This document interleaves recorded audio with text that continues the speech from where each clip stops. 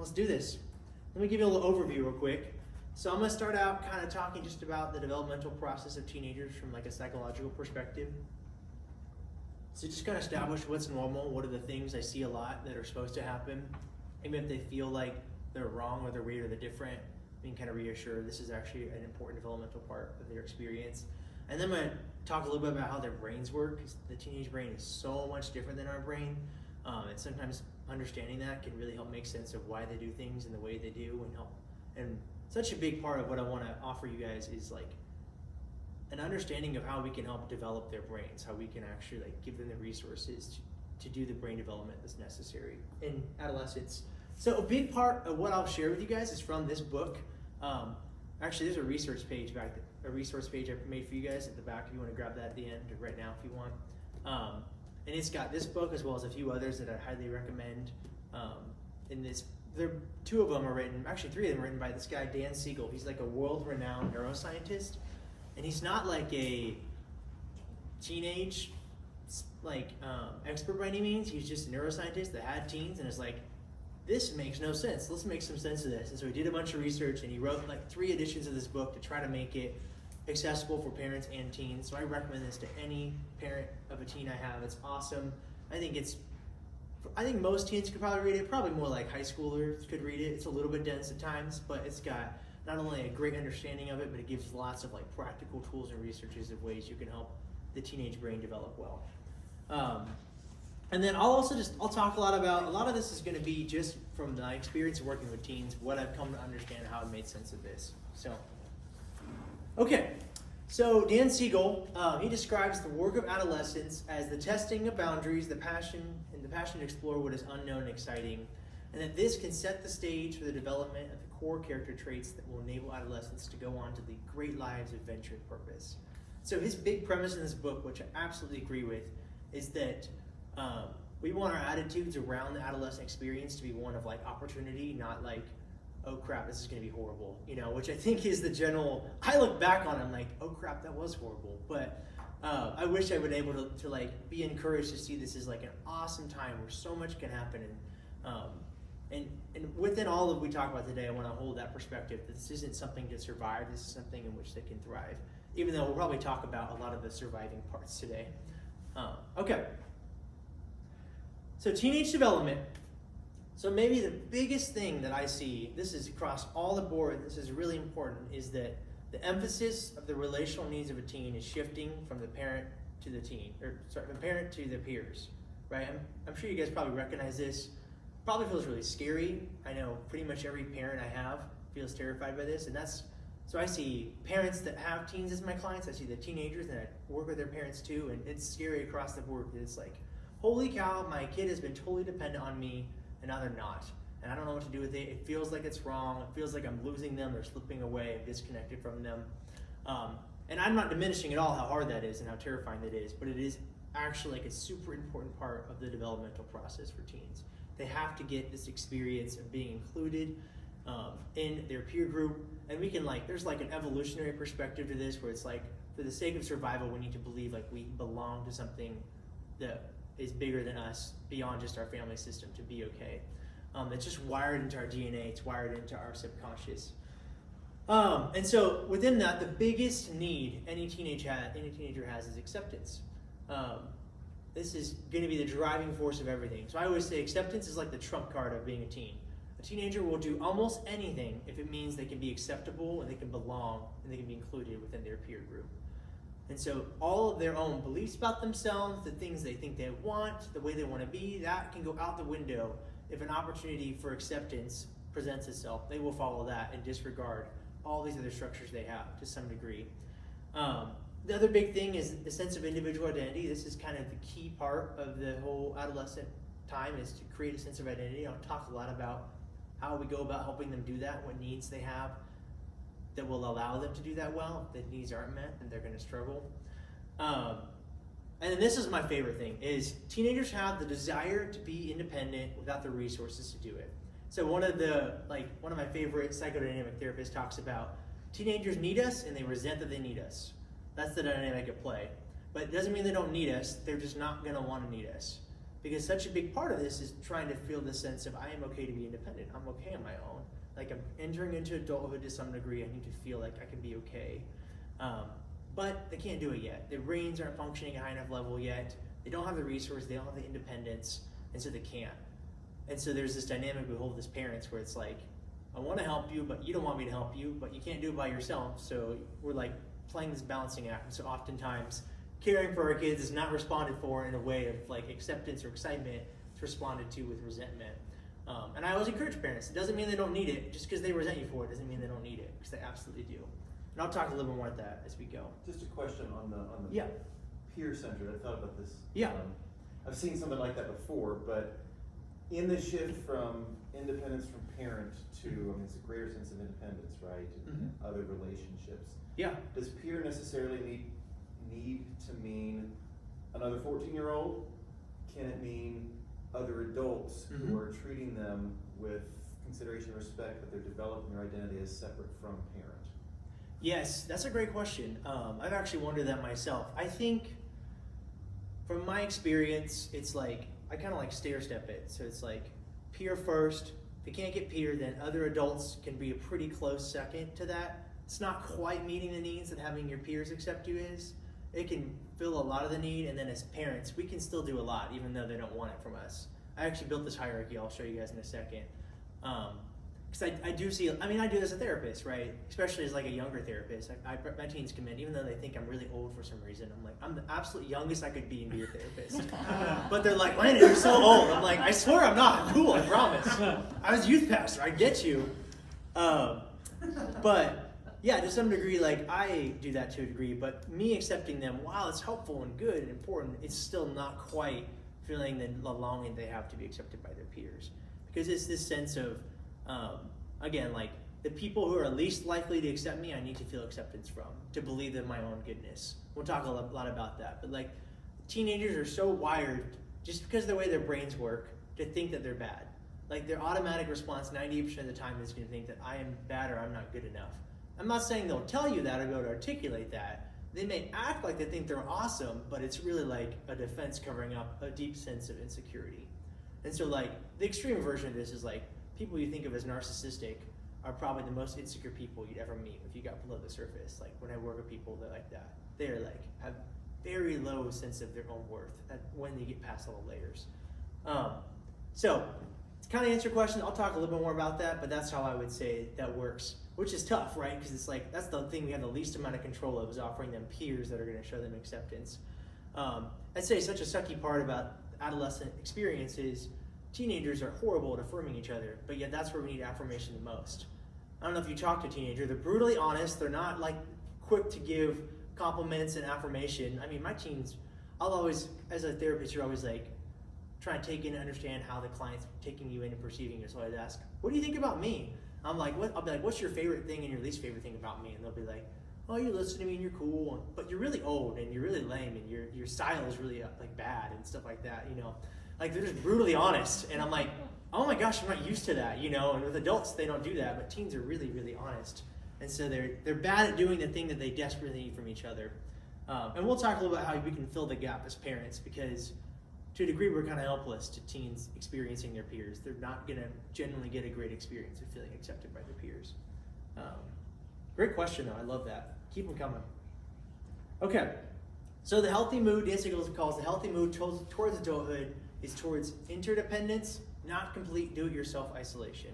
So this is the balance I'm always holding. It's like we're not doing it for them, nor are we letting them doing it by themselves. We're doing it together at all times. When they were a kid, up to like 11 years old, you pretty much did it for them, with a few exceptions. And when they're an adult, you're pretty much letting them do it by themselves. But in this stage, it's like we do it together. That can look a lot of different ways, which is finding that interdependence is the big goal. Okay, let's talk about the brain. I'm such a brain nerd. This is really fun. Okay, everybody hold up your hand like this. I'm gonna do a little brain science, teach you about the brain. So then put your thumb over like this, and then close your hand over it. So this is your brain. It's actually about the size of your brain. So I'm just going to simplify it into three main parts. There's the brain stem right here, which is doing all of like your bodily functions. So it's beating your heart, it's making you breathe, it's doing all of these things for you. And then when you open it up in here, This is the amygdala, which is like really tiny, but does so many important things in your brain. So the amygdala is like the fight or flight sympathetic nervous system part of your brain. It's also where all of your emotions are stored, because emotions are our body's way of determining whether or not we're safe or we're okay in the world, whether or not we have what we need to be okay. So the emotions are all living there, as well as the fight or flight. And then over the top of that is the prefrontal cortex. So this is like the logical, rational part of your brain.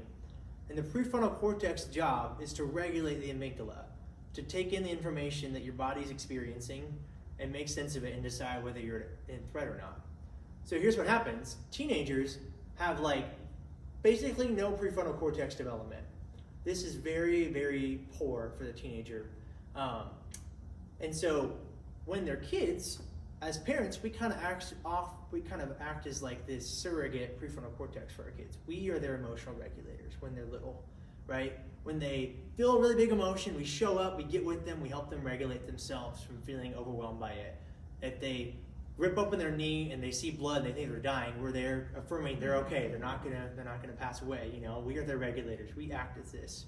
But when they enter adolescence, it's no longer okay to need your parent to do that, right? The general experience is I need to be okay without my parents. I'm gonna figure this out on my own.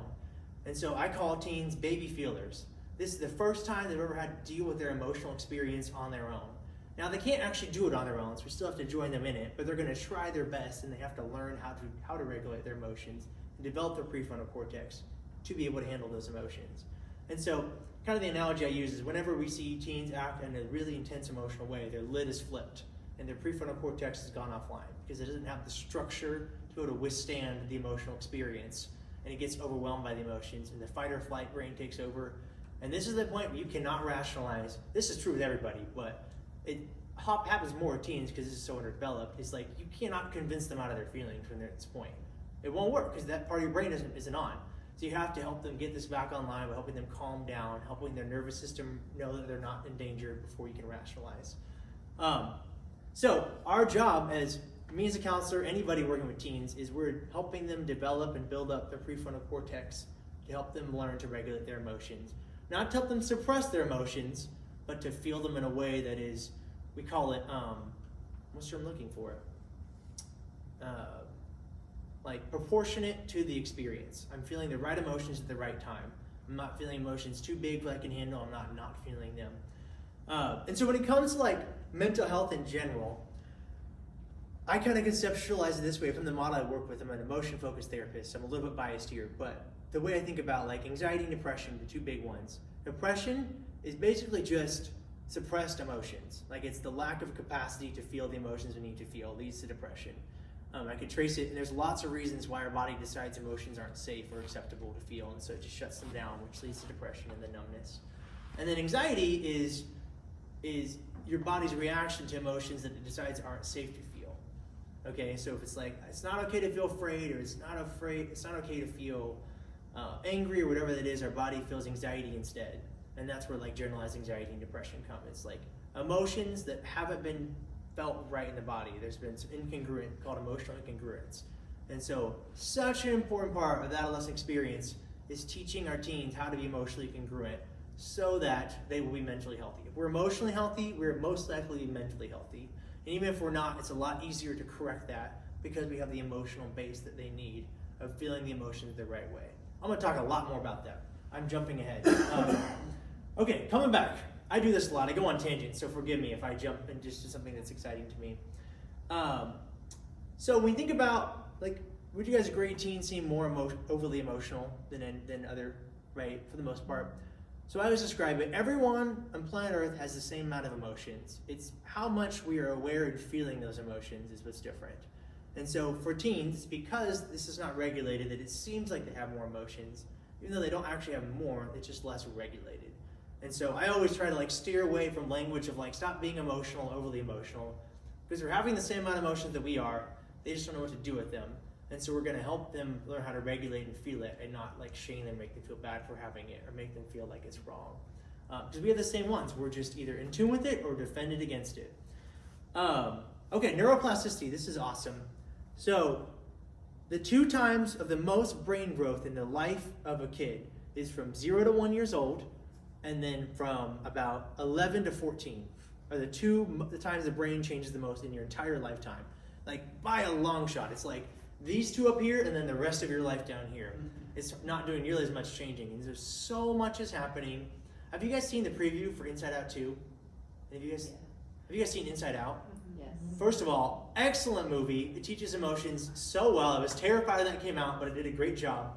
Go watch the movie if you want to learn how emotions work. They do it really well. And the second one, the preview, is like these construction workers come in and they're like building up their brain and stuff, because that's exactly what's happening. Is the brain is undergoing major reconstruction because the world is no longer just as small as me and my parents and maybe my siblings. It's like everybody's out here and this all matters. And so it's funny, I always describe it as like a kid's perception is like this big, a teenage perception is like this big, and an adult's perception is this big. So it's still way bigger. They are still crazy limited. They're still staring at the tree while we see the forest. They cannot see it all. I oftentimes have parents tell me, like, I ask my teen what they're feeling, what they're thinking, and they just say, I don't know. And I'm like, why won't they tell me? I'm like, they don't know. They just don't. Their brain doesn't know. They don't know how to make sense of it yet. They need to learn the skills to recognize their experience. Okay, I'll keep going. Egocentrism, this is probably one of the last important ones of the brain development. So this is really interesting. What it means is basically teens create, it seems like an inflated sense of self, where like they believe, I call it like main character energy. They believe they're the star of the show, they're the main character to whatever degree, even though in some contexts they may feel really small and like they don't matter. There is some way that they shape their understanding of the reality that I'm important. And sometimes it seems really cocky or arrogant or prideful. And it's actually just a really important part of brain development because this helps build up the teen's sense of self-esteem. And so like you kind of got to hold it. You can't just let teens run wild and think that they're going to be king of the world someday. But it is an important part of it. And so this is like when you see teens that are like, seems like every teenager I know is convinced they're going to make it to the NFL or the NBA someday, right? And this is egocentrism. They don't have a perception of reality, but they believe they're destined for greatness. We call it like the personal fable. Then the other part of it that's really interesting is called the imaginary audience. So the imaginary audience is this experience that teenagers have where they feel like the whole world is watching them at all times. Everything they do, say, wear is being judged and analyzed by people around them. And that's because their nervous system is constantly aware, am I acceptable or not? Am I belonging or not? Or am I excluded? It's always checking and scanning that at all times. And so they get this felt sense of everyone's watching me, and so they end up being really critical and analytical of themselves to protect themselves from being judged or being unacceptable. And so we call it like the spotlight effect too, because it's like this experience where you feel like there's a spotlight on you. And so what's funny though is, because every teen feels this, it's just like a bunch of teens walking around spotlights. They can't see each other. No one's actually looking at each other, but they're all convinced everyone's looking at them. Which is just a hilarious part of it. I always tell my teens that, I'm like, you realize they all think the same thing you do, right? And therefore they're not paying attention to you because they're so convinced and looking at themselves, analyzing themselves. Okay, any questions about any of that? I know I'm just hauling through information. There's so much here, I probably won't even get through it all, but okay, we'll keep going. So if you were gonna walk away from anything we talk about today, it would be this slide. This is like the foundation of all of the therapy I do. My whole view of like emotional health is based in this principle. It's called attachment theory, and it's like equivalent to like the theory of gravity. This is like the most widely accepted psychological mental health views. But it's based on this premise that we as people need these three core needs met by the most important people in our life in order to be emotionally healthy. So it starts out from our primary caregiver from birth, and then it develops and grows through life. And so it starts as our parents. Sometimes it shifts a little bit to our peers, but it's still mostly our parents. And then when we like grow up and get married, it shifts to our spouse or a close friend, whoever plays that important role in our life. So the three big ones are their protection, and comfort. They're kind of self-explanatory, but they all kind of match a stage of life for a child. So like a baby, the one they lean on more, they always need all of them, is comfort, right? The baby they don't need their parent to tell them how awesome they are or that they love them. They don't need their parent to make sure that the doors are locked and that they're safe. They need their parent to be present with them and to comfort them when they're in distress, when they're crying. My image for comfort is just like a mom holding a baby on her chest. Like that is the experience of comfort, and that changes and looks different in the rest of our lives.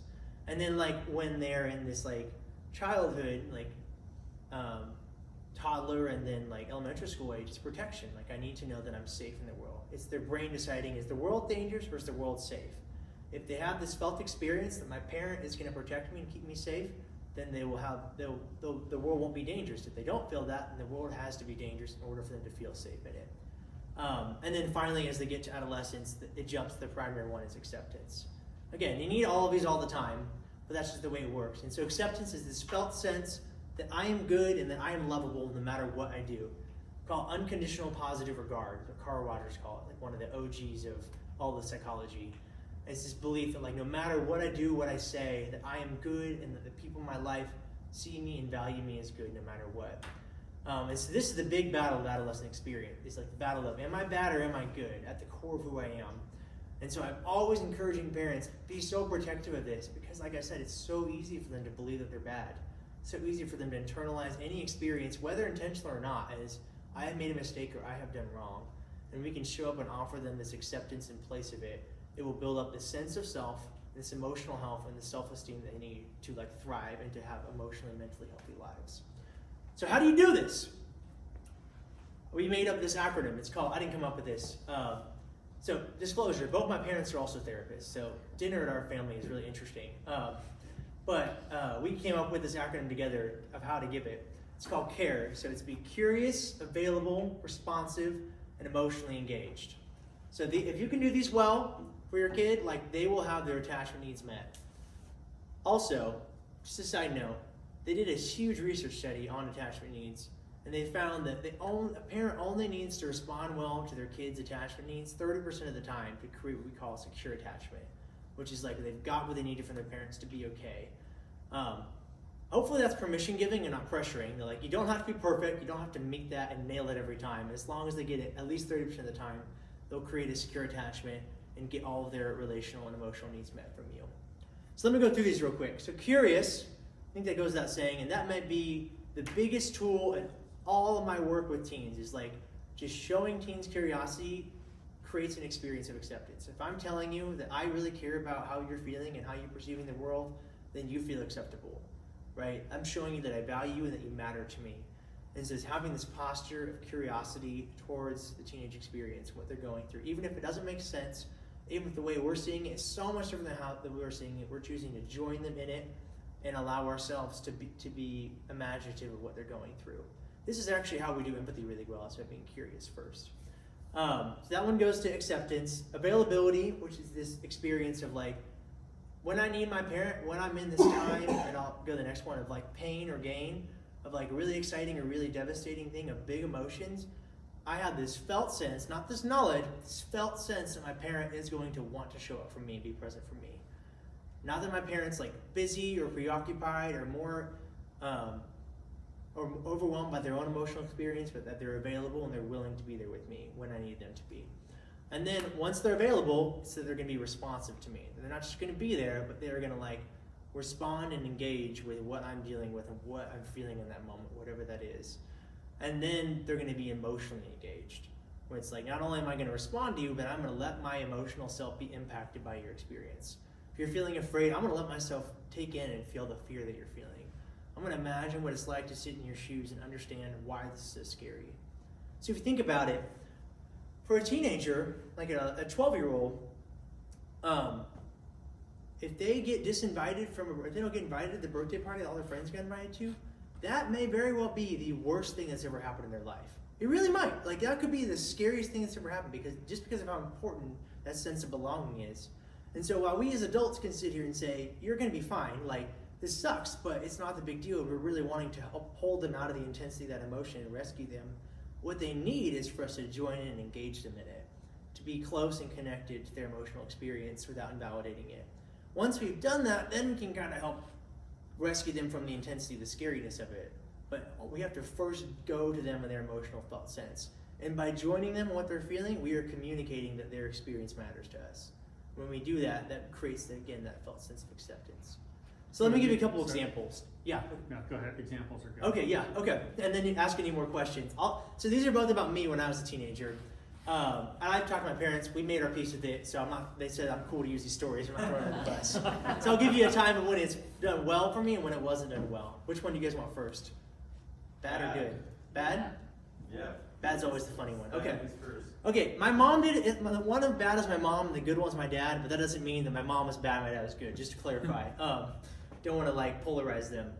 So, okay, let me back up. So I'm in 7th grade. It's the very beginning of adolescence, and at my school. What year is this, just for fun? 7th grade would have been. I graduated.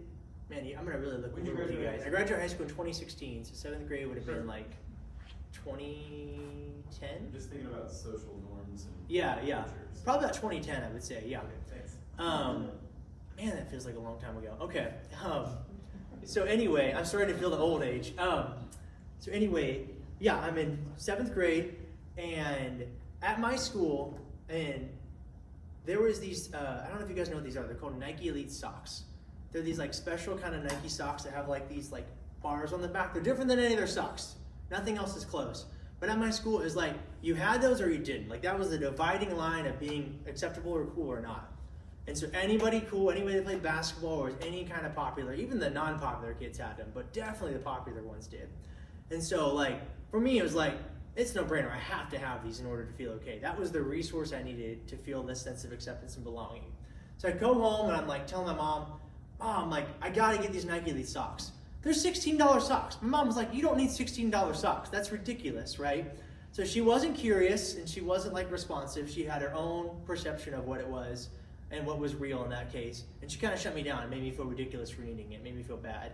And I had processes with her, and a large part of that was her own shame and fear came up because she was afraid I'd becoming like materialistic or needing too much, and like a felt sense of shame of like, I'm not enough for you as a mom, that you would need something material to be okay kind of sense, instead of being able to be curious that like, this was really, really important for me to get this in order to feel okay. I look back now and it's still hard for me to validate that self because I had this felt sense that was stupid of me to need it. But man, I've like processed this in my own therapist, how impactful that was. And not, that alone on its own isn't like a traumatic event, but like, that was my experience with my mom in a lot of ways. She's named it, she struggled to be curious with me. She had a very like, clear sense of what was right and wrong and what she wanted me to be like. And if I didn't fall into that, it was hard for her to understand why something was important to me if it wasn't important for her. And so I've even processed this. My biggest like attachment I need now is acceptance as an adult. Like I look for it all the time because it wasn't available in the way I needed it from my mom. And so that does impact me. I actually like deal with anxiety at times because of my need for acceptance. Again, I won't dive way into that. If you want, call me, we can schedule a session. I can help you figure out what yours is. But yeah, so that's like an example where she wasn't curious or responsive or emotionally engaged, the intensity what that felt like for me, right? She couldn't understand.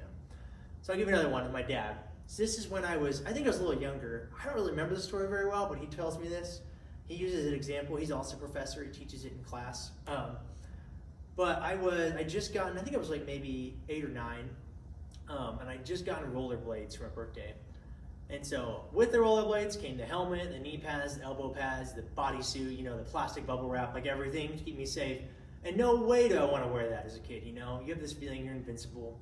So I go out the first day wearing nothing but my rollerblades and absolutely wipe out, wreck myself, just cuts all over my body. And I'm screaming, I'm crying, I'm like, this is so painful. And I come back inside and my dad shares, he saw me and he was like, everything in me wanted to just be like, are you kidding me, Landon? Like, I told you not to do that. He wanted to make sure I understood why I did what was wrong and correct and fix that for me. But he was able to catch himself. Well, I mean, a lot of times he still did that, but he was able to catch himself before he went to that level and connect with me first and be curious about me. It's like, oh my gosh, it's so scary for you. I understand why you're feeling so overwhelmed. Like, you don't know that you're going to be okay yet, right? He wasn't necessarily saying those things. That was his thought process and taking me and understanding me. He was really responsive and he helped sit with me and emotionally engage with how scared I felt until he calmed down. And then he helped me understand, okay, next time we wear our helmet and elbow pads when we go roller skating. So I'm stealing from the future, but of the slide. We call it connect and then redirect. So we connect first, we offer this care response, and then we offer our kids the understanding of how to be better and like what the right way of seeing the world is if they're misperceiving it. There's another story I heard from a therapist talking. She was walking like on a trail with her kid, and the kid's telling the mom how these boulders are asteroids that have landed from other planets on the trail. And the mom could just feel everything in her be like, no, I have to protect you. I don't want you to feel stupid or like say that to somebody else and they make fun of you. And I need to tell you what's the right way. And she caught herself. It's like, wait, let me pause. Let me ask about that. Let me be curious with you and show you that I value your experience. Even if I don't think it's right, that I really care about how you perceive and take in the world. And then later, once that engagement was happening, she could gently like kind of guide her son to correct understanding for his own sake and benefit. Okay, does that make sense? Any questions about that? It's really complex. I'm simplifying it in a lot of ways, but does that generally make sense? Yeah? Was there any other questions, or does that kind of answer it? No, I think, well, yeah, I guess it's, for me, like, for some, like the part about being curious, like, is it just you're asking them, like, having them try to explain what they're thinking? So, yeah, that's a really good point. So I say being curious is not just like a thought process, but it's like a state of being. It's like a posture. It's like, I'm not asking you to explain yourself. I'm wanting to communicate to you that I really want to understand, that I care about your experience, that I want to be like with you in it. Like I want to show me how to step into your shoes, is kind of how I say it, you know? Because again, it's hard. Teenagers don't know why they do most of what they do. If you just ask them point blank, why'd you do that? They're gonna be like, I don't know, most of the time. Right? Or they're going to give you some crap answer you know isn't true. And so it's just like being curious in a really intentional way where it's like, tell me more about that. Or like, oh, I wonder what that was like for you. Or it sounds like maybe it was this. Is that right? You know, like just offering ways of helping them know that you really care about what they're feeling, what they're going through, what their experience is. So you're like going in and doing the work with them, right? Because their brains can't do it on their own. So you're going to like help. This is what I do as a therapist so much of the time in my teens. I'm just like helping them ask questions to help them think about themselves and make sense of their experience. Because they can't do it by themselves yet. But they don't want you to do it for them. You don't want to tell them how they're feeling. But they do need your help figuring that out. So it's like, yeah, tell me why it feels like that. Or one of the big ones I always talk about when we're helping our kids get in tune with their emotional experience is like we do somatic tracking, which is like, what is this feeling in my body? Because all our emotions are in our body, our thoughts are in our head, which I did not know growing up. I thought it was all up here, and it's actually all here. Like you can feel fear in your stomach or anxiety in your chest or whatever it is. And teenagers and kids are actually better than adults most of the time of noticing what's going on in their body. They haven't created all the defenses that we have adults have that disconnect us from our emotional self. And so we can help just offer teens, hey, check in with yourself. What are you feeling in your body right now? And they might notice there's a tension in my chest, or I feel like a heaviness in my shoulders. Then we can help them make sense of, okay, what's the emotion I'm feeling right now? And we can be curious about it. And just that posture, guys, will do so much, man. That's pretty much all I do. If you guys do that, your kids will never need a therapist, because that's all I'm doing for them is just being curious and helping them feel really important and really valuable and helping them feel seen in their experience, what they're going through. The most intolerable thing to experience, the biggest source of suffering, there's a bunch of research to back this up, of everything is being alone. That's the thing we cannot handle as humans. And I think there's a really like theological component to that. We weren't created to be beings that were alone. We were created to be in community and in relationship. And so any emotion can be overwhelming in isolation, but no emotion is overwhelming when we're connected. So like the famous psychology saying is like fear or sorrow shared is sorrow halved, and joy shared is joy doubled. It's like that experience when you're in a movie theater and like there's a funny joke and you're not the only one laughing, everyone's laughing with you, and it feels amazing, you know? Like that's that kind of feeling versus the same sense of like when I'm carrying this anxiety, this weight, and this sadness, I can handle it if I'm not feeling it alone. Even though it might be hard to let somebody carry it with me, once I do, it's bearable and I can handle it. And so that's just such a fundamental part of all this. And I forgot to say this earlier, with the attachment needs, I'll go back. What time am I at? Oh man, we got 45 minutes left. These kind of all coincide with a part of the Trinity.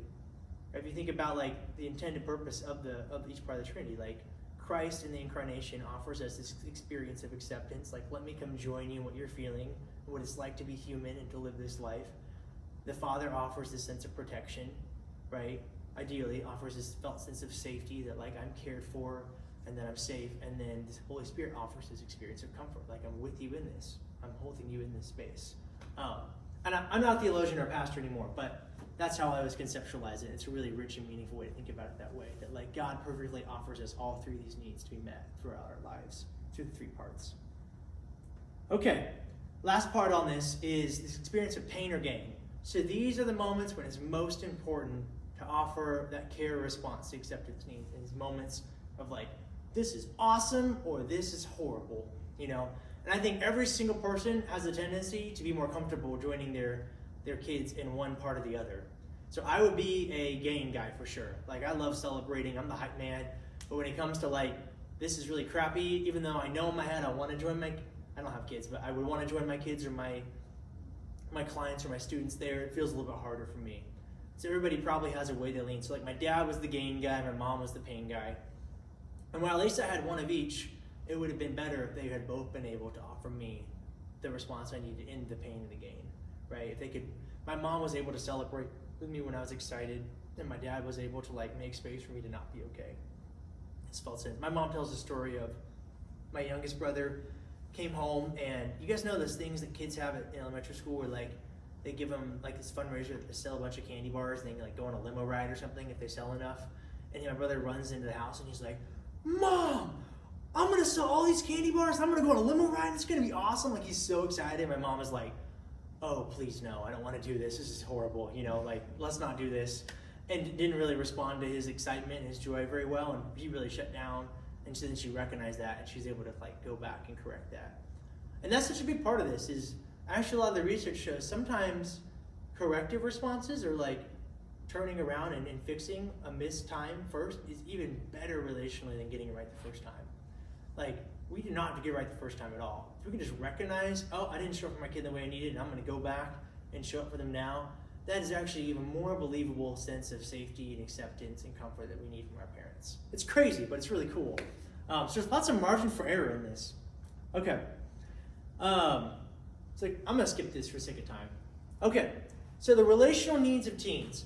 So this is kind of the, you guys know Maslow's hierarchy of needs? You guys remember that from school? I built this one for teens when it comes to relations. This is kind of what I was talking about earlier. So like the most fundamental relational need is to be accepted and included by their peers. They need that more than anything else. But I made the next one blue because I do believe that if the parents we can do this really well, while it's not quite as good as it would be if our peers were accepting us, we can survive and be okay until we find that place for our peers to accept us. So for me, I was like a really lonely kid through most of my adolescence until I got to college. Like I needed my parents to be this, and then in college I finally found a place to belong and be accepted. But for most of my middle school high school experience, I was pretty isolated and alone. I never really got this felt sense. And it wasn't fun, it wasn't good, but I could handle it because for the most part, I got these from my parents, even though I've given you some stories where they didn't do that well. They hit that 30% margin, I was able to handle it and be okay. Once this is established, so you gotta have this first for anything else can happen. If not, everything we do will just be wired to finding ways to get this. It's just like peers that are like rebelling or doing things they never would have done. It's all for the sake of receiving the sense of acceptance because they really, really need it. Like they gotta find it and they'll give away anything to get it. They'll sell the farm to get that. Once that's available, then it's to be joined in their emotional experience. Like I was talking about, like emotionally responding to what they're doing, what they're feeling, because they can't do it on their own. They need to know that they're with you and that you can handle what they're feeling. And once all that is met, then they can begin to do this identity exploration, which is so important for adolescents. So like just this experience where like you're jumping between things and you're trying things out and you're maybe taking a risk or you're doing something you didn't feel absolutely sure you could do. And there's lots of variations of it, or you're like really committing because you have explored and found what you liked and you're passionate about it and you're diving into it. There's going to be both ends of the spectrum. I'm exploring too much or I'm not exploring enough, but exploration is absolutely necessary. But what happens if these aren't met, teens will find their identity will become whatever's acceptable to them, wherever they find acceptance. So like oftentimes like, see the teens that are like athletes, it's like, if my dad was only ever accepting to me when I was awesome at the sport, then my entire identity becomes the sport, like without a doubt, always, like that's who I am, is I'm a baseball player and I'm great at that, because that's where I can get the sense of acceptance that I need.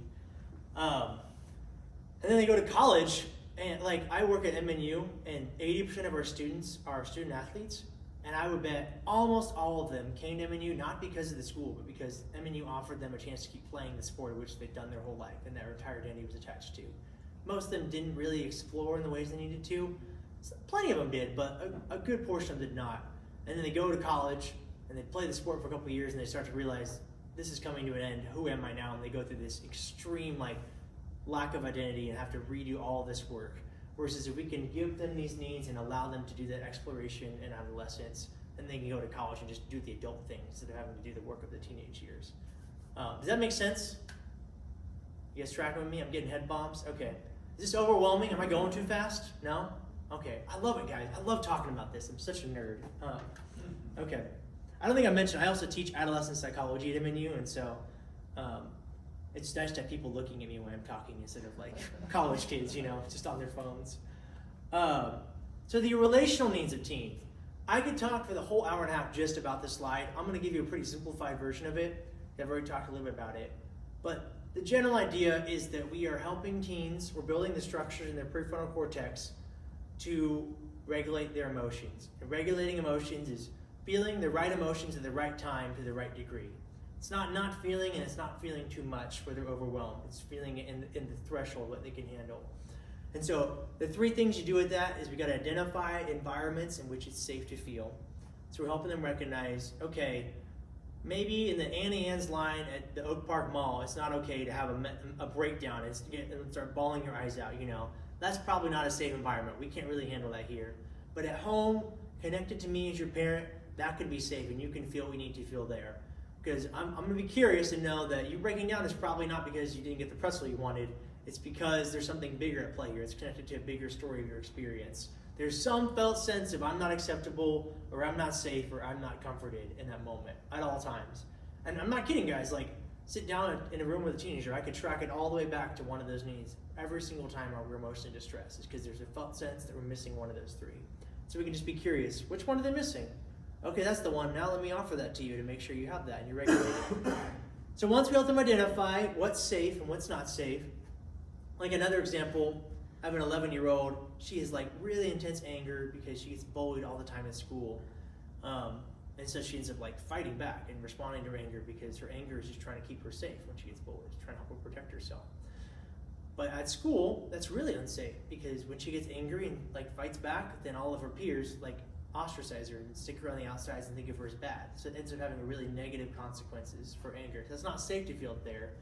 So we think of therapy.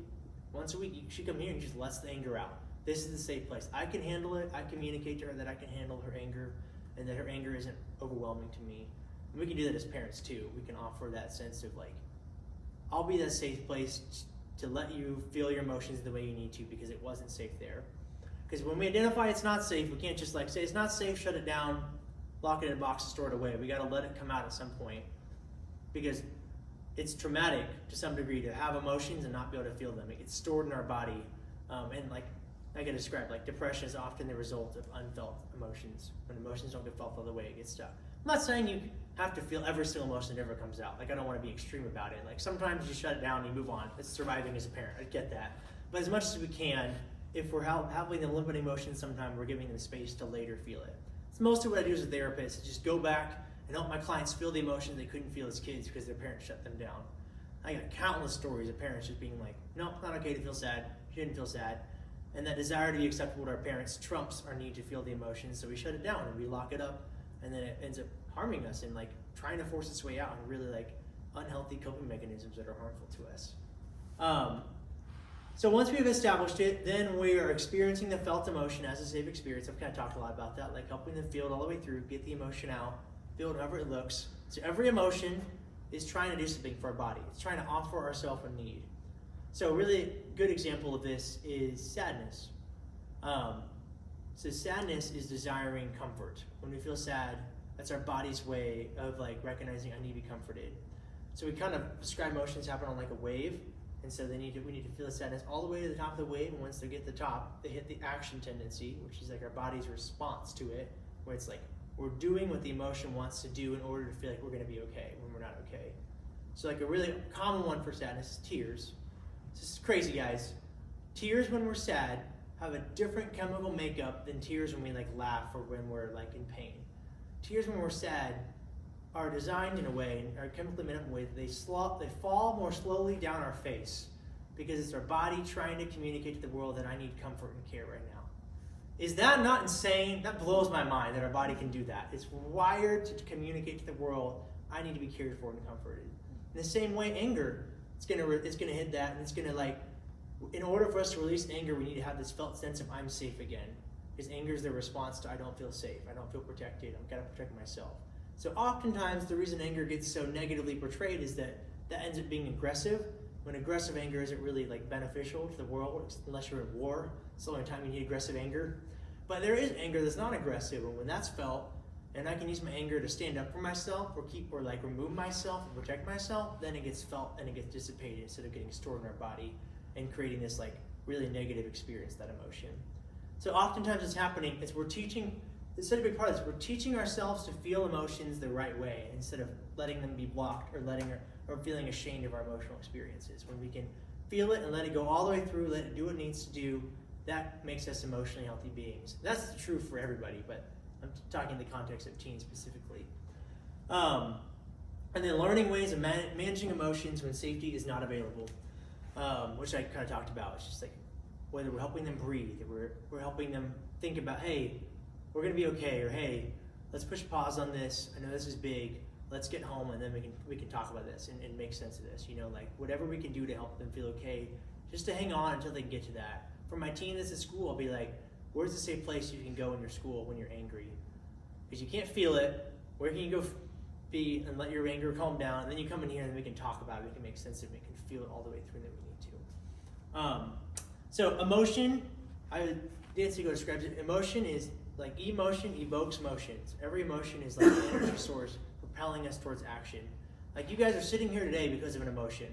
I firmly believe that, whatever that is, a desire and a love to understand your kids better. Maybe it's a fear, this is really overwhelming, I don't get this, and this is going to help alleviate that. We're always motivated and propelled by our emotional experience. So as long as we can be aware of that and help our teens understand that, that's going to be really helpful. I won't spend too long on this. This is just kind of a graph of what I just shared of how to think about what it looks like. So you just help them identify, is it safe? If it's yes, then we help them feel it all the way through. We help them believe it's okay to feel that. If it's not safe, we help them find ways of managing and stabilizing it until we find safety, and then we go back and feel it.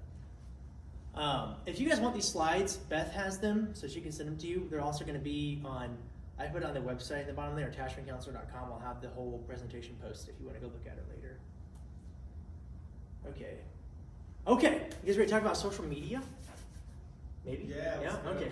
Thanks, Brandon. Yeah, because if you were in 7th grade in 10, yeah. that was right when it all changed. Yeah. Oh, yeah. I was in middle school when Instagram and Snapchat came out. Yeah. Which is kind of cool because I got to experience what it was like. It's a little bit different now, for sure. It wasn't built the same. No, yeah. Its purposes were much different, for sure. Let's hear it. So I wish I could just make this really simple and to tell you this is what you should do and this is what you shouldn't do.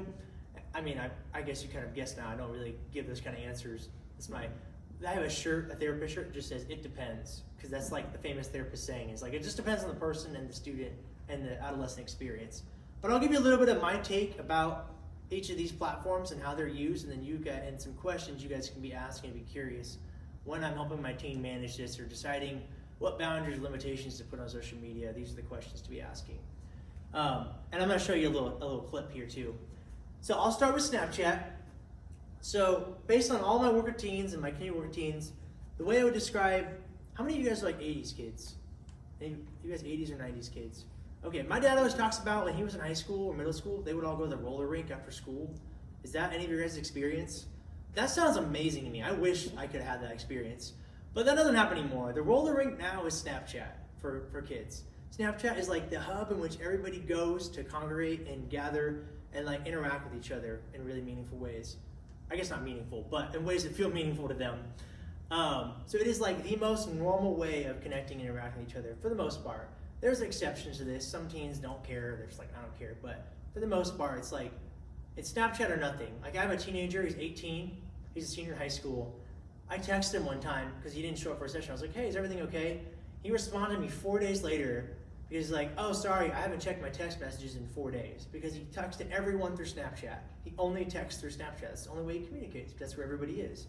That's where it all happens and everybody engages. And so that's just a really normal place of them being. I'm telling you this not to say let your kid have Snapchat, but to say if we're not letting them have that, recognize this is what they're missing out on. They don't get to go to the social hub where everybody's experiencing.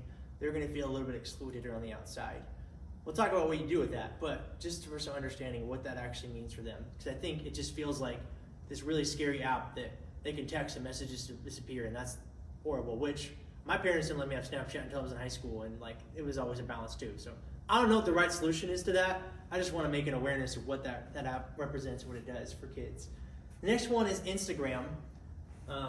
Make sure I have time to do this. So Instagram I would describe as more of a tool for teens to understand if they're acceptable or not. It's like their way of monitoring the world around them and comparing themselves to their peers and recognizing where do I fall in the pecking order and am I good enough or am I not good enough. Now, this can be really destructive and harmful for sure, but it's also like a way of their body being reassured that I'm good enough. I think most of the time they end up feeling worse about themselves, but what they're looking for through Instagram is like this assurance that I matter, that I fit in, that I'm the same as people, my life stacks up against them. So I'm gonna show you a video actually. My uncle is a film producer. He made a movie about Instagram for Netflix, and he interviewed a bunch of teens. He actually interviewed me when I was 13 years old. I'm gonna play you a little clip of it just to hear about teen-specific experiences of Instagram, because I think this is actually kind of helpful. This is not a boast moment for me, because I have braces, I have a lisp, it's really bad, it's like cringy for me to watch. But I think it actually describes it really well. Okay. Own it. I feel happy, like when I get a lot of likes, I'm just like, oh, yay.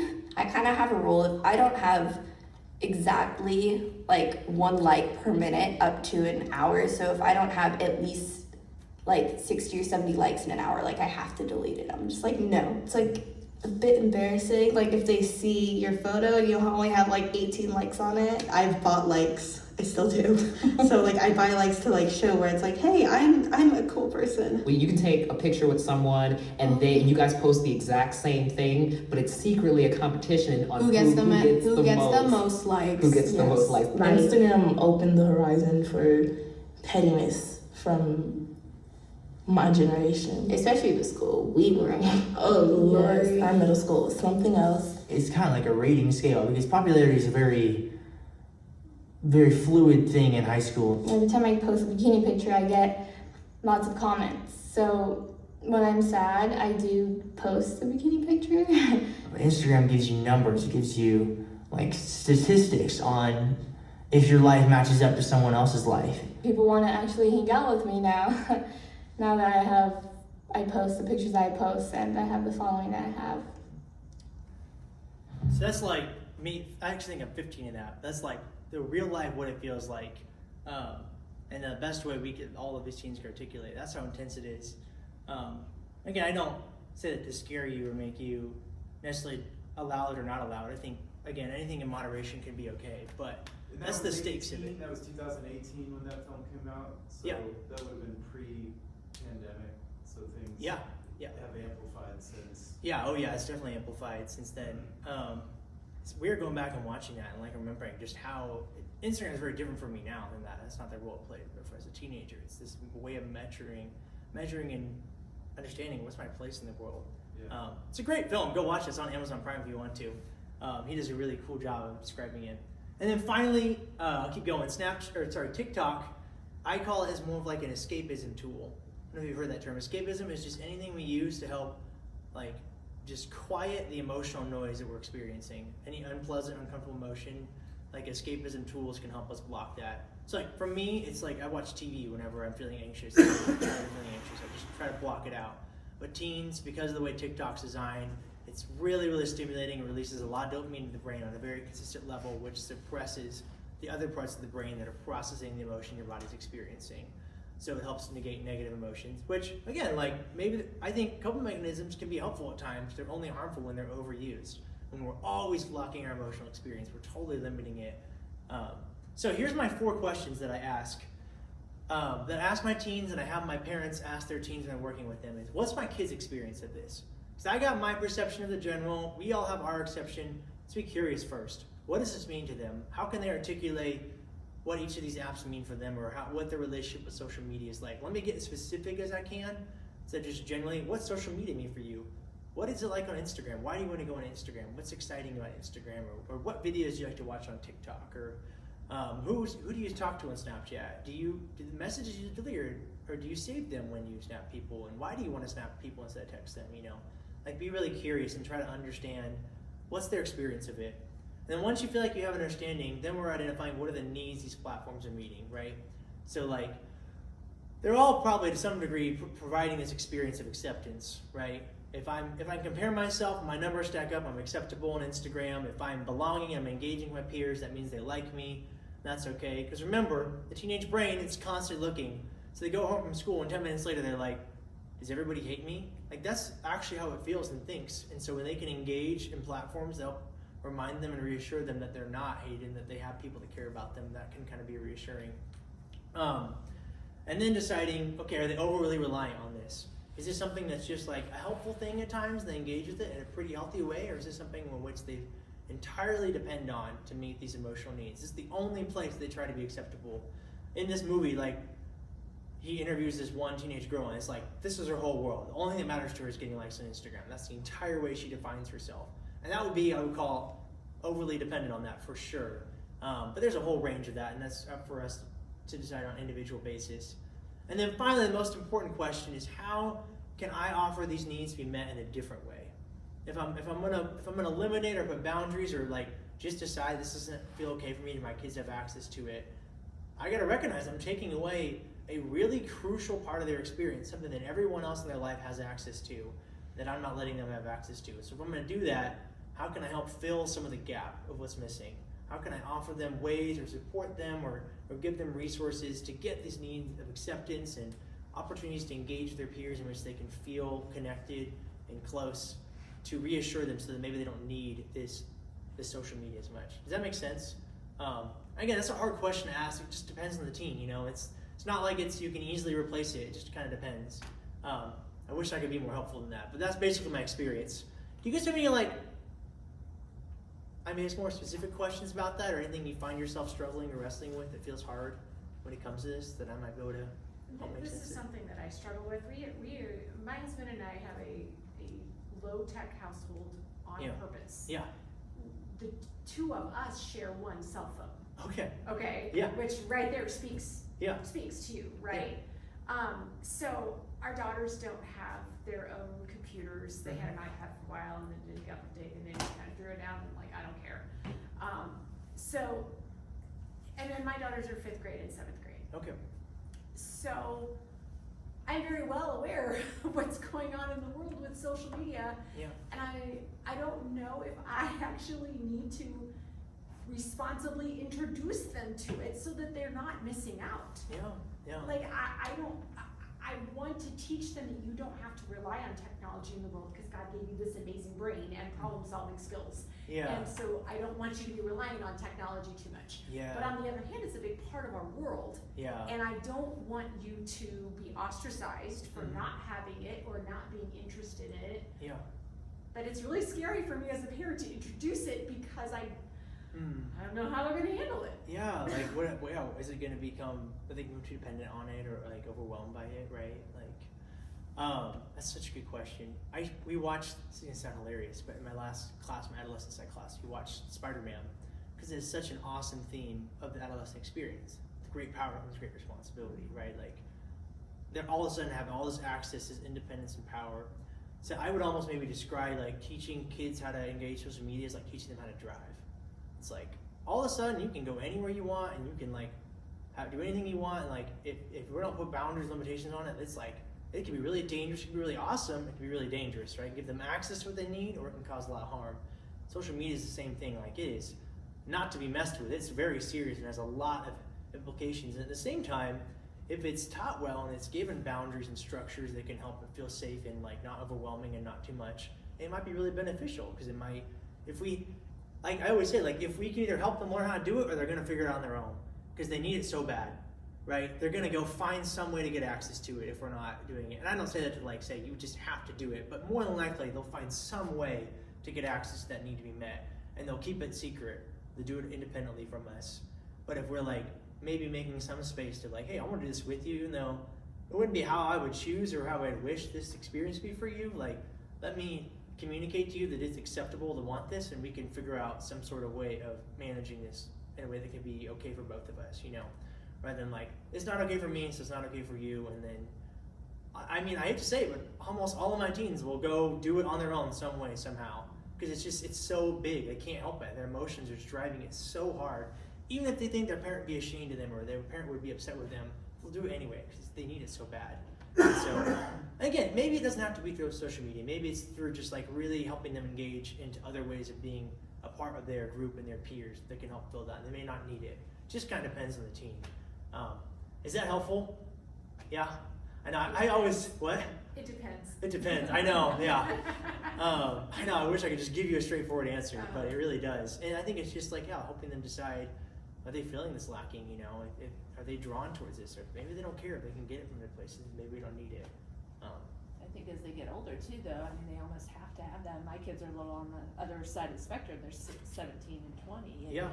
Information is shared that way, and if you're not on those, then you don't know where you're supposed to be and when you're supposed to be there, and what's, you know, that's the way Yeah. they communicate Oh, there's so basic much information that yeah. they have to know. You feel so on the outside and so excluded, and I mean, it's kind of like I describe it with video games. So like my parents were like, they did let me do social media. They were very like anti-video game. There's a lot of research back then that was saying video games are really harmful. It doesn't really say that as much anymore, but like they were like, no, you just don't play video games. I had like an hour of screen time a day, which in some ways is helpful, but because that never changed, I was really rigid. I got to college and I was like, I have unlimited access to this, and I had no capacity control. I'm way overboard. Versus if they had maybe helped me like learn not just what the boundaries were, but learn why the boundaries were there and help me create my own sense of boundaries, have some autonomy in establishing what is okay and what is not okay, then I could have learned that, and then on my own not be overwhelmed by the insane amount of power I had in my own life. So I think it kind of speaks to what you're talking about. Like join them in it with it, help them figure it out why you have some kind of influence and care and impact on what they do and how they're figuring this out the best you can. Man, I wish I could just give you, every parent, I'm like, I just wish I could give you an answer that would be really clear, but. I'll say something. I teach social media concepts in a music business program at KU, and I designed the program, and I don't know what I'm doing, and that's why I think I'm successful. And what I mean by that is, it's always changing. Mm-hmm. Like literally, TikTok just dropped 70% of the world's music catalog when Universal dropped their music from it. And so that caused some devastation where a kid had something that had X amount of views, now it's a silent video, and it's embarrassing. The kid had nothing, the kid couldn't control that. Yeah. So it's the Wild West with the internet. It just naturally is. One thing that I do in my house that is annoying to my teen, my oldest, but I think she appreciates it. To a degree, right? She resents that she appreciates it, yeah. I'm curious about it all. I'm always like, well, what does this mean? Well, what do you think they meant by that? So the door's always open, but it's also like, what is this? And so she does have social media, but she's sending me stuff all the time, and then that becomes topics for conversation. Yeah. And my phone sometimes blows up, and so like last week I missed some of the things she sent. I got home, she says, did you even look at what I sent? And I realized in that moment, oh, this is really important to her. Yeah. Even though it's a video of a dog on a slipper slide. Yeah. Like it's just most of the stuff is just goofy stuff. Yeah. But it has some significance for her, right? I mean, I think so often these means are like ways of teens, without even realizing, trying to communicate their experience, right? So I have a parent who, her daughter, I work with her daughter, she loves Wolverine. She's like 11 years old. And like we'll spend half our sessions talking about Wolverine if I let her, you know, like. And her mom was just like, she keeps talking to all her friends about Wolverine, her friends don't care, and I don't know why. And I'm like, Wolverine is her. Like she feels like ostracized. She feels like her anger makes people afraid of her. And like that, she doesn't know how to say that, but she knows how to connect to this character and describe it and offer it to the world. And her mom's like, oh my gosh, like I just need to be curious about that. And like, tell me about Wolverine. Tell me what you love about Wolverine, because that's my kid telling me about me. You know, the dog on the slip and slide, to some degree, is sharing some sort of like emotional need that they have or some part of their felt experience of like, this matters to me. The This is biggest exciting. dangers I've seen with my students in social media is when it's the same thing that you speak of with depression. There's an experience that's suppressed that they're not sharing. Yeah. And they're living almost into a dead end vicariously through social media with no way to explain it. And some of the changes in the tech have those, you know, and as parents, we can't keep up on all of that stuff. So Yeah. so I think it really depends. Like it all, you know. Every kid's experience could be a little bit different. Yeah, Yeah. for sure. Yeah. Well, I think we've just created more questions than answers, but hopefully we have the right questions now to ask for this. This would be a good thing to have you come back and do an entire evening just on social media. Yeah. It's such a powerful thing that we live with and Yeah, how do we make sense live of or don't live with. Yeah, the internet in general, right? There's Yeah. even like the way we engage with just regular media, like TV shows and movies, like such a big impact. I'm reading a book now, and I can't remember which tech company it was, but they had asked the guy, who's your biggest competitor? His answer was sleep. Like, Wow. he's not competing against other tech companies, he's competing against how do I get more of these kids or people's time, and the most accessible time is them sleeping less. That's crazy, man. Yeah. Yeah, I don't remember which one of the big social media companies is getting sued for like purposely creating algorithms that are addicting to teenagers. To Yeah, kids. Facebook, Meta. Is it Meta? Yeah. Yeah, 100%. The analogy I give is Vegas casinos. Vegas casinos architecturally are designed to not let you find the exits. Yeah. Because they want you to stay and play. And that's another thing that my daughter's, I think she gets it though. She's annoyed. You know her. If you walk in the casino expecting it to be hard to find the exits and you got someone with you helping you find them, then it's a lot less scary. If you go by yourself, you're gonna get stuck and lost in it. But if they're not, like that's one of the big things of like you can stay on there and death scroll, and you will never be fulfilled. Yeah. And so I unplug the router. There's no more internet, and we're going for a walk. Like, Yeah. Okay, let me do a quick. I'm gonna go on a tangent. What do I have left? Okay, we got 15 minutes. Let me do a quick little brain thing to help explain that and make sense of this. So this is how dopamine works in our brain. I wish I had like a whiteboard. Okay, I'm just gonna draw in the air. Picture it with me.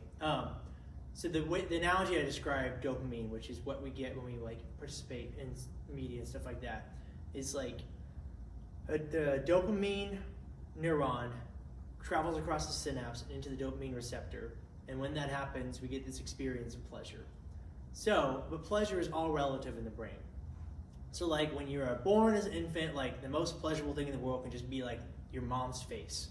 And that would be like, we call it like a one car to one garage experience, where it's one car is traveling across. It's not a highly stimulating thing to look at a face, but it is good, and it's like 100% of the goodness you've ever felt. And then as you grow up and you experience more stimulating things, whatever that is, then you get all the way up to like media, which is designed to stimulate your brain. We're getting up to like 5-car, 10-car garage experience. So what happens is the 10 cars travel up and they can't fit in the one garage. So our brain makes 9 more garages to fit it all. So the experience doesn't feel actually any better than it did when the 1-car garage experience of like the sunshine on your face was there. But we've expanded now. And now the only way to feel that good is to have at least that experience. Now the sunshine on your face feels 1/10 as good as it used to, because we've had our garages expanded, our receptors so widened.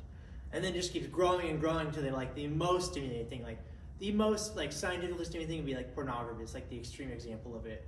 But like social media is like pretty close by. It's like it is just trying everything it can to just like expand and make your brain get more and more garages and keep chasing something that's just a little bit more stimulating, because then it feels just as good as the last time. And so we got these like giant garages, and we can't feel pleasure from anything besides the things that are designed to be really stimulating, because our garages are expanded. And the only way to like shrink down the garage just almost like fast and remove yourself from the things and like allow your brain to like kind of restructure itself back down to like being at a lower garage experience. Isn't that interesting? But that's just like what's happening in our brain. What makes it addicting is that we're seeking out the same amount of dopamine. It doesn't feel any better, but it feels at least as good as it did, and we can't feel good unless we look for more. It's the ways our brains are wired. And there's a lot of like biological reasons why that's the case. But okay, I won't keep going. This is a little bit of a review slide, but maybe the biggest thing that I take away from my work with clients, both clients that, my teenagers can't really articulate this, but when I'm processing and doing like childhood and adolescent work with my adult clients, the big thing we recognize is like, they need their parents to offer support and care even when they didn't know how to ask, right? Because teens resent that they need us, and so they're not gonna ask. 95% of the time they don't know how to ask for help, because it doesn't feel okay to ask. If I ask for help, it means that I'm not okay on my own, and then I'm gonna be treated like a kid again, and I wanna be an adult. I need to feel like an adult. So for the most part, especially when it comes to emotional needs and like deep areas of distress, I'm gonna try to be okay on my own. And so we have to, like as parents, and even me as a therapist, just offer it anyway. Even if they're gonna be resentful, even if they don't want me to help them, even if they wanna be okay on their own, I know they can't do it. Even if they're telling me they're okay, if I'm picking up on hints and clues that they may not be, I'm gonna still offer that care and support. And not in a way of like I'm doing it for them, but I'm also not letting them do it by themselves. I'm doing it with them. I'm joining them, and I'm showing up for them in the ways that they need. We have to be willing to be uncomfortable.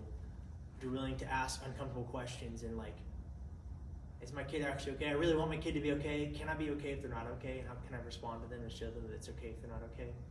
Like that's what kids need more than anything. And almost, I can't tell you, I mean, majority of people I work with, it's like, they were able to make themselves seem like they're okay, and the parent didn't ask. You know, the parents assumed they were, and so they just let their kids be. And like they look back like, man, I need myself included. I process my therapist like I needed my parents to recognize I actually wasn't, and to offer me the resources that I need, to offer me like to give me the Nike Elite socks, or to do whatever it was, you know, to get me in to see a therapist, or help me make sense of why I felt so lonely, or why I was isolated, help me develop my social skills to get what I needed.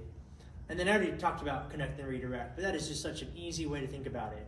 Let me connect first, and then I can help put in the boundaries, put in the structure, help do the more parenting part of being a parent after that, where I'm teaching them how to be a person in the world. Okay. Oh, shoot.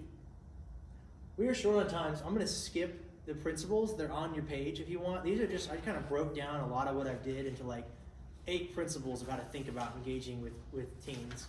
And I've talked a lot more, like be curious, engage and embrace, notice your own biases and fears. I'll give them autonomy and control. I'll tell you 95% of teens feel completely powerless in their life. Even though they have some sense of control, they really still feel like they don't. And so when they come into my office, I am like letting them decide what we do in a session, just for the sake of giving them autonomy. I'm like, what do you want to talk about today? And I'm not forcing my agenda onto them, what I need. And I get, as parents, you can't do that all the time. Really, I agree that I can as a therapist. But whenever I can offer control or autonomy, or whenever I can allow you to join me in helping decide this, or create this rule, this expectation, this boundary, I'm going to let your input matter to me. I'm going to take it in. Even if I don't agree with it, even if I'm not going to use it, I'm going to at least let you know that I want it.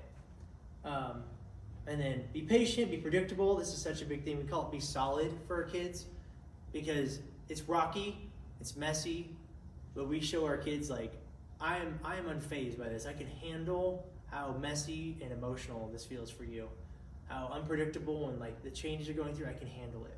I'm okay. I'm willing to ride the wave out. I know it's not permanent.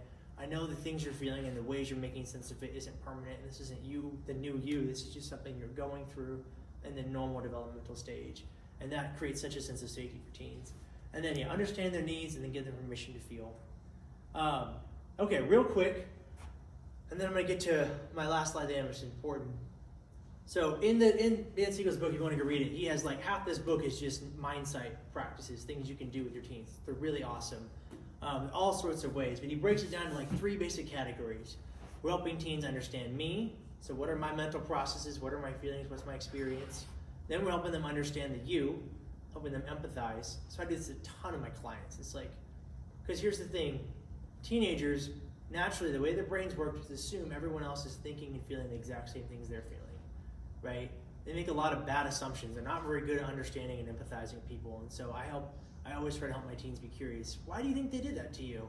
Do you think they actually thought you were horrible, or were they maybe feeling scared? You know, like offer them ideas, ways to conceptualize the people around them. I tell my parents, tell them how you're feeling. That's a great way to teach your kids the you. Like, when you do this, I feel really anxious. And not in a way that, like, I'm gonna threaten you with my anxiety and make you feel bad or ashamed and make me anxious, but like, this makes me anxious when you act like this, or when you're unpredictable, or whatever it is, you know, like a parent who's, again, your kid fights at school and her mom feels terrified every day that she's gonna call from the school that her kid's got another fight and she's ISS. I'm like, tell her that. Tell her that this is a lot for you, because she cares about you. And helping her be in tune to this impacts you will give her emotional motivation to not want to do that behavior, not for the sake of shame, but for the sake of caring for you as a parent, because she does. And then finally, we call integration, which is the we, helping them think about themselves in the big picture of all the world and what they matter. They'll do this way more than you think they would do this. I forgot to mention this in the brain part, but like the big shift too is in childhood, our brains are very concrete, and they shift to abstract thinking in adolescence. We don't want to shift. They would rather stay in concrete, because concrete is simpler and safer, but their brain has the capacity to think abstractly, and like hold two truths at once, hold room for the gray. And so we're inviting them into that and to think abstractly. What is my place in the world? How do I matter? So any way we can invite them in to do that. You can read the book and get a lot of resources. You can just Google Mindsight, Dan Siegel activities, and there's just a list of them and ways you can do it. So I won't over-explain that. This is a great one, repairing ruptures, but I'll skip that. We are 5 minutes left. I'm doing good. Okay.